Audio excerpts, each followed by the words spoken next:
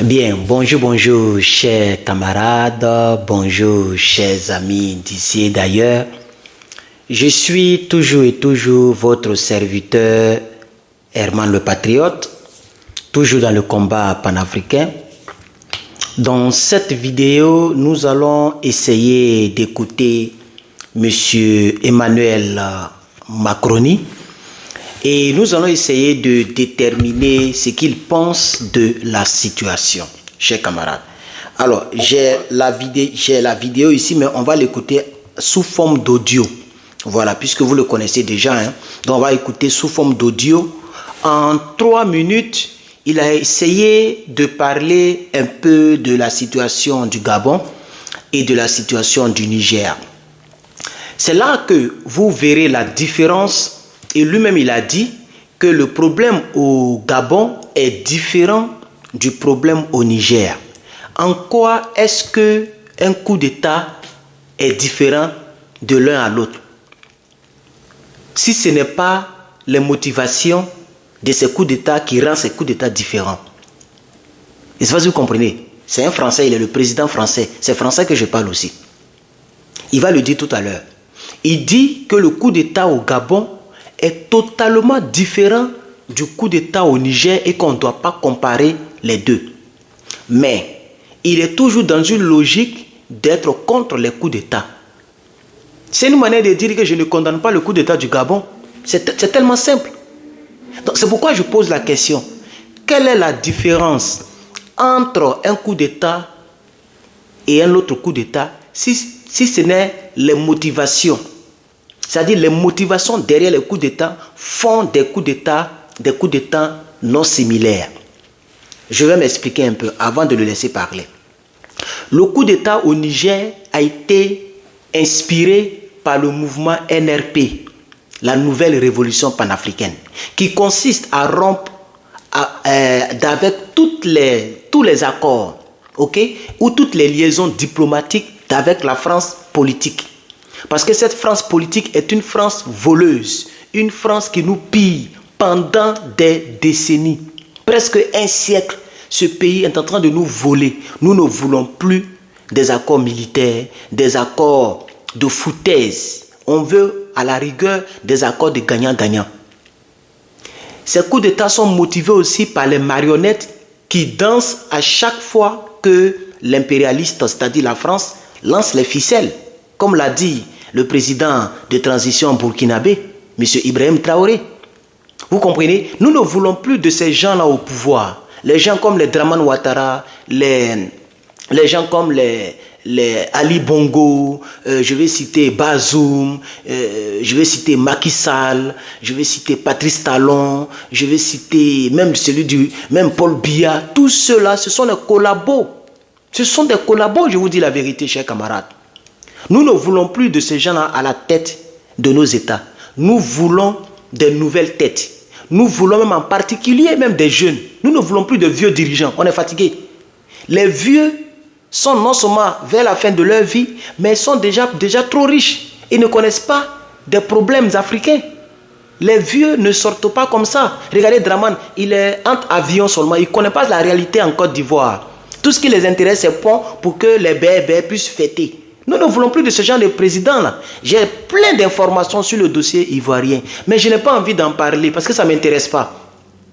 Je vous avais dit dans le direct d'hier, je suis très content, le direct est presque à 200 000 vues, ça m'a vraiment étonné, hein, presque 15 000 réactions. Ça m'a vraiment étonné. Hein, pourquoi le direct? Dans ce direct, j'ai expliqué aussi, quelque part, j'ai expliqué que il y a des choses à la maison, à la présidence ivoirienne. Les rebelles sont les seules personnes qui ont accès à la présidence. Et là, c'est-à-dire là où le président, comme disons le bureau ovale, le bureau que le président occupe là, aucun gendarme, aucun militaire normal n'est là-bas. Mais un jour, on va en parler. Moi, j'ai fait une vidéo, n'oubliez pas ce que je vous ai dit, hein. Je fais une vidéo concernant celui-là. Je dis que je donne 1 an. On est là, non? Allons-y seulement, c'est pas grave. Donc, chers camarades, je vais vous faire écouter M. Emmanuel Macron. Nigeria et l'Algérie ont ouvert la porte à une transition militaire au Niger ces derniers jours. Est-ce qu'on ne s'éloigne pas de toute autre solution? Est-ce que la France n'est-elle pas de plus en plus seule sur la question nigérienne? Et accessoirement, est-ce que vous allez maintenir l'ambassadeur de France? J'ai dit sur la décision qui est la nôtre, et après, de toute façon, nous suivrons les évolutions. Je veux ici dire que la solitude, quand elle est fidèle aux principes et au respect qu'on doit au peuple, ne me gêne pas. Je pense qu'on ne peut pas dire qu'on a du respect pour les peuples africains et leurs citoyens, et au fond dire que la communauté internationale pourrait s'indigner d'un coup d'État antidémocratique en Europe, mais qu'elle devrait s'en accommoder quand c'est sur le continent africain. Je n'arrive pas à vous l'expliquer, et je pense que je ne pourrais pas l'expliquer à des opinions publiques ou à vos collègues du continent africain. Donc, voilà. Il dit qu'il n'arrive pas à expliquer aux journalistes européens et aux journalistes du continent, leurs collègues du continent africain, que en Europe, ils ne peuvent pas être contre le coup d'État, ok, et puis être pour le coup d'État en Afrique. C'est ce qu'il est en train de dire. On va poursuivre. Pour être clair. Et donc je pense que nous avons raison de suivre cette politique. Je note que c'est celle de l'organisation régionale. Je n'ai pas vu que la CEDEAO avait changé de position sur ce sujet. Okay. Et vous évoquez le Niger. Nous avons procédé à des évacuations il y a plusieurs semaines, lorsqu'elles étaient nécessaires, en le faisant aussi pour le compte de beaucoup d'autres pays européens et non européens. Donc je veux avoir un mot de soutien, mais aussi pour rassurer nos compatriotes. Deuxième chose, je ne compare pas la situation au Gabon et au Niger, elle est très différente. Vous voyez, il dit deuxième chose, il ne compare pas la situation gabonaise à celle du Niger, parce que cette situation, elle est très différente de celle du Niger. En quoi est-ce qu'un coup d'État est différent de l'autre? Si ce n'est les motivations, si ce n'est... C'est-à-dire il y a quelque chose qui ne cloche pas. Pourquoi il est froid, il ne condamne pas? Et c'est dans la rue quelque part qu'un journaliste le coince avec une question gabonaise. Pourquoi il ne fait pas tout un communiqué? Ou bien la manière dont il a dénoncé pour le Niger, pourquoi il ne dénonce pas comme ça pour le Gabon? Et lui-même, il arrive même à dire, mais c'est un sacrilège, que c'est pas même chose. Un coup d'État, c'est un coup d'État. Il y a quelqu'un qui est président, on l'enlève. Les militaires l'enlèvent pour prendre le pouvoir. Vous voyez? Mais il dit c'est pas pareil. Il dit ce n'est pas pareil. Je suis sûr que c'est parce qu'il ne perd rien avec M. Clotaire, le général Clotaire Brice. La preuve, j'ai déjà fait une vidéo, peut-être que vous l'avez déjà regardée. Je ne l'ai pas encore rendue publique, mais elle est déjà en ligne. Je vais la rendre publique avant de faire le montage de cette vidéo. Donc peut-être que vous l'aurez déjà regardée avant de regarder cette vidéo. Si tel n'est pas le cas, faites l'effort de voir la vidéo précédente à celle-ci pour la regarder. Dans cette vidéo, j'ai parlé de la première sortie de M. Brice Clotaire. Dans la vidéo qui m'a été parvenue, une vidéo de 3 minutes, il a parlé de tout, sauf de ce à quoi on aspire. J'ai donné mes détails, la vidéo elle fait 20 minutes, tellement j'ai parlé et tellement je l'ai laissé parler. Tellement j'ai donné des détails. Tout était parfait. Tous ceux qui sont venus étaient en veste. Tout était clair. Il parle des retraités qui ont faim. Il parle de la misère. Mais il n'a même pas touché même le cheveu de Emmanuel Macron. Je vais dire de la France politique. Attends, les vrais pilleurs, ceux qui pillent notre continent, c'est la France politique, tout le monde le sait. Mais il n'en a pas fait cas. C'est pourquoi vous allez voir Emmanuel Macron, paisiblement, qui vient pour dire que ce n'est pas pareil. La situation au Niger n'est pas pareille à celle du Gabon. Ah, donc Bazoum est plus important que Ali Bongo.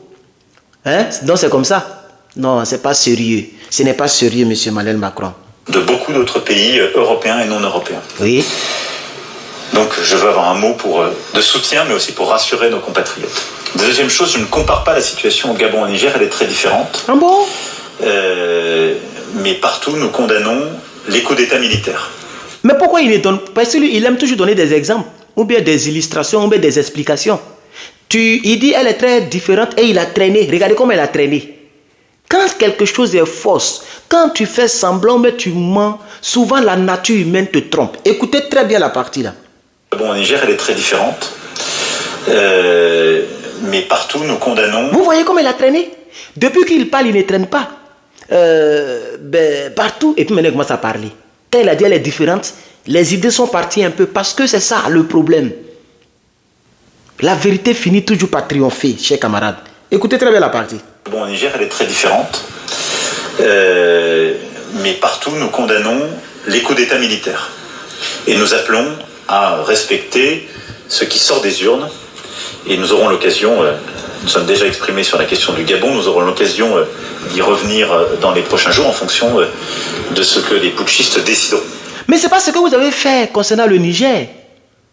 Vous n'avez pas attendu la décision du Niger, vous avez condamné, vous avez même menacé. Ah oui, je pense qu'il a raison, il dit c'est différent. La situation donc, qui prévaut au Niger concernant le coup d'État et la situation qui prévaut au Gabon concernant le coup d'État, ça fait de ces deux coups d'État des coups d'État différents. Parce que eux, leur problème, ce n'est pas l'État qui a reçu un coup. C'est pas ça qui les intéresse. Eux, ils s'en foutent de qui nous dirige et de ce que la personne fera pour nous, en bien comme en mal. Et c'est leurs intérêts. Intérêt que eux ils vont gagner là, c'est ça que eux ils regardent. Donc, comme leur intérêt du Gabon n'est pas touché, la preuve, le monsieur a fait sa sortie, il a reçu les gens, il a reçu les banquiers, il a reçu tout le monde, il n'en a fait de cas de rien, il n'a rien dit sur la France, chers camarades. Donc, comme les intérêts français ne sont pas touchés, alors donc l'autre côté, ils attendent ce que les putschistes vont décider. Mais comme l'autre côté, leurs intérêts, parce que le même jour, M. Tiani a dit que plus d'uranium, vous vous rappelez, le 26, plus d'uranium pour la France. Donc là maintenant, ils ont commencé à condamner. La ministre des Affaires étrangères a parlé ici. Lui-même, il a menacé ici. Jusqu'à aujourd'hui, ils sont dans les tiraillements. L'ambassadeur s'est vu dépouiller des agréments qui faisaient de lui ambassadeur et qui lui donnaient donc la possibilité d'avoir un passeport diplomatique, mais il est toujours caché dans le bâtiment.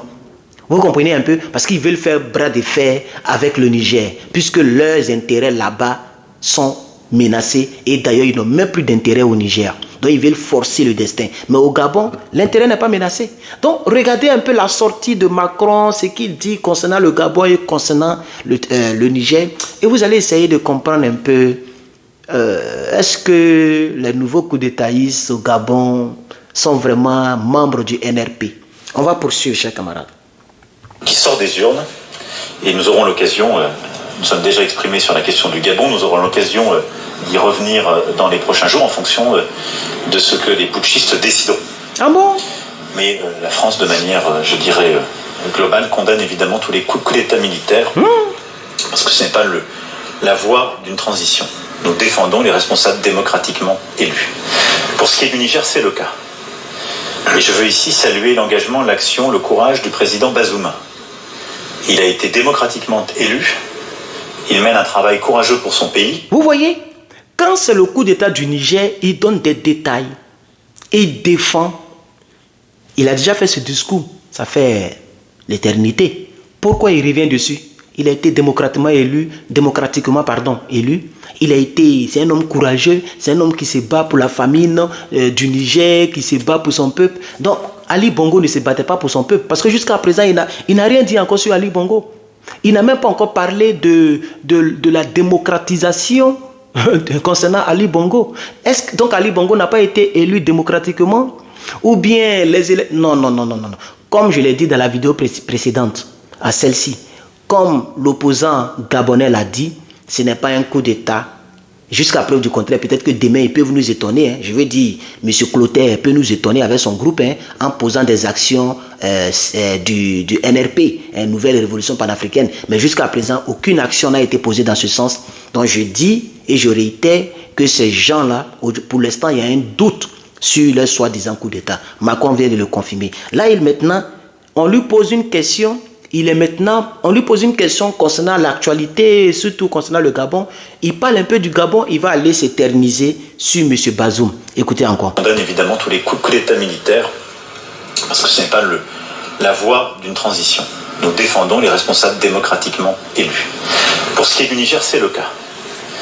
Et je veux ici saluer l'engagement, l'action, le courage du président Bazoum. Il a été démocratiquement élu. Il mène un travail courageux pour son pays, pour lutter contre la pauvreté, pour la sécurité, avec des vrais résultats.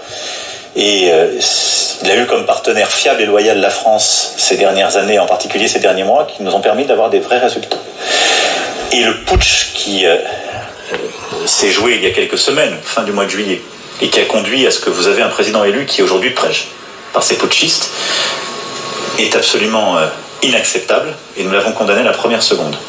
Je parle chaque jour au président Bazoum, nous le soutenons, nous ne reconnaissons pas les putschistes, c'est pourquoi... Il parle chaque jour avec le président Bazoum. Comme je l'avais dit la fois dernière, normalement, le monsieur ne devait plus avoir accès à ses téléphones parce que les gens le mettent en confiance et il ne veut pas démissionner. Les gens lui disent, ne t'inquiète pas, on va frapper, on va venir te sauver, ne t'inquiète pas. En réalité, les gens n'en ont rien à foutre. Ils n'ont rien à foutre avec le crâne de Bazoum. Pour eux, Bazoum soit en vie, Bazoum soit mort, ce n'est pas leur problème. Et ils veulent enlever M. Tiani au pouvoir. Voici ce qui est dans les têtes. Mais comme Bazoum est là, il est encore vivant, alors à chaque fois que les autorités actuelles du Niger vont demander à la France de poser une action, ils vont refuser cet acte, ils vont refuser cette action. Comme ils l'ont refusé avec l'ambassadeur qui a traité de tout un pays qui n'a pas d'eau. Et que l'eau que ce pays boit est une eau européenne. Je parle de IT. Sylvain, l'ambassadeur déchu de la France au Niger. Donc, chers camarades, voici ce qu'il est en train de dire. Là, maintenant, il est en train de faire la publicité de son fiole. Est absolument inacceptable et nous l'avons condamné à la première seconde. Je parle chaque jour au président Bazoum, nous le soutenons, nous ne reconnaissons pas les putschistes, c'est pourquoi nous ne suivons pas ce que les putschistes disent, parce qu'ils n'ont aucune légitimité pour le faire. Et donc les décisions que nous les prendrons sur la base d'échanges avec le président Bazoum, quelle qu'elle soit, mais notre volonté est aussi d'appuyer les décisions courageuses et claires prises par l'organisation régionale, qui est la communauté des États. Donc Macron dit que comme Bazoum est en vie et qu'il est en communication avec nous, nous allons toujours prendre ses directives. C'est ce qu'il va dire que nous allons regarder et non les autorités.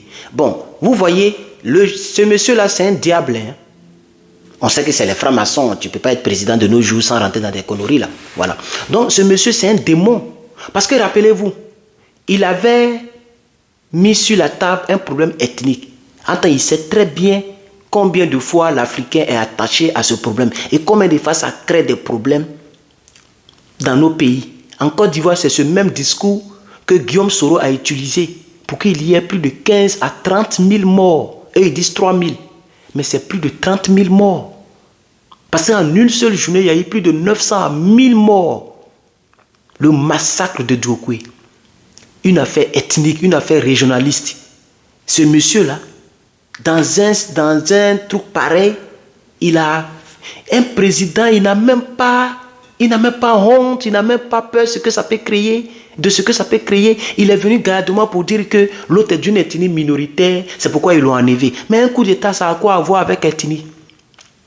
Mais les Nigériens étant battus et étant dans la presque quasi-totalité sur la même longueur d'onde, ne sont pas tombés dans ce piège diabolique. Et vous avez vu qu'on n'a pas eu de guerre civile, parce que c'est ça que les gens visent.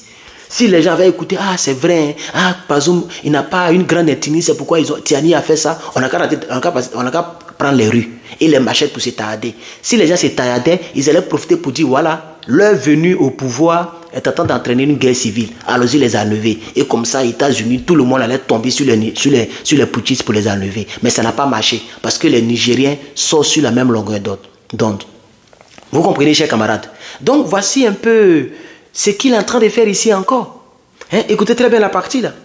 Quelle qu'elle soit, mais notre volonté est aussi d'appuyer les décisions courageuses et claires prises par l'organisation régionale, qui est la communauté. Donc, avant de parler de la communauté, il a parlé de quelque chose que je ne vais pas rejouer ici. Il a dit que nous écoutons ce que Bazoum nous dit. Ça, c'est une manière de pousser la main, c'est-à-dire de donner des idées bizarres aux gens, de mettre fin à ce monsieur. Et quand ce monsieur sera mort, ils vont dire, voilà, ils l'ont tué. Donc, on n'a qu'à faire la guerre pour les enlever. Donc, il veut tout faire pour pousser les gens à bout. Je ne sais pas si vous comprenez un peu. Ce monsieur-là, c'est des démons. Vous voyez, parce qu'il dit que je parle tout le jour avec Bazoum et nous suivons ce qu'il nous dit. Alors, ça veut dire que c'est à cause de Bazoum que vous ne voulez pas faire partie de votre ambassadeur comme nous le demandons. C'est à cause de Bazoum que vous avez encore la foi que ce pouvoir va revenir entre vos mains, entre les mains de Bazoum. En tant que Babo Laurent dit que vous mentez aux gens. Et c'est ça qui est la vérité. Le coup d'État est consommé, c'est fini. Vous-même, vous le savez. Mais vous voulez pousser les gens à commettre la bêtise humaine.